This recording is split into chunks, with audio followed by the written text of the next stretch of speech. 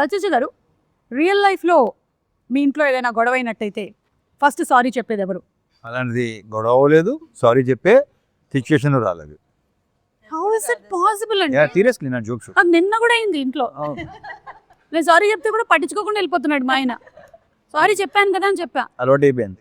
Correct, అందుకే అలవాటు చేయకూడదు. చూడండి, కొత్తగా పెళ్ళి అవ్వబోతున్నటువంటి అమ్మాయిలు మీరు ట్రైనింగ్ తీసుకోండి ఆయన దగ్గర. He is very good, he'll coach properly. And clear, be open. ఇద్దరు వెళ్ళండి, హస్బెండ్ అండ్ వైఫ్ ఇద్దరు వెళ్ళండి. షూటింగ్ కోచింగ్ సార్ మనకి చాలా కోచింగ్ ఇచ్చారు.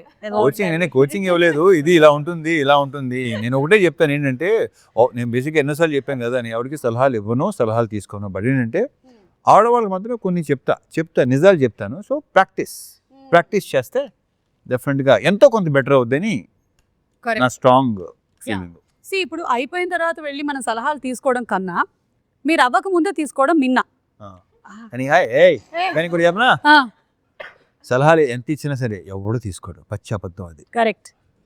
ఒకవేళ తీసుకున్నా సరే ఎవరి సినిమా వాడిది. అంతే. 99 మంది సలహాలు ఇవ్వటం రెడీగా ఉంటారు, ఎంత ఇష్టమో వాళ్ళకి. కానీ వాళ్ళు ఇచ్చే సలహాలు అస్సలు పాటించరు. Impossible. Okay, so life experiences కొన్ని షేర్ చేసుకోవచ్చు కానీ అవి సలహా అయితే కాదు. కాదు. అది క్రిస్టల్ క్లియర్గా అర్థమైపోయింది నాకు.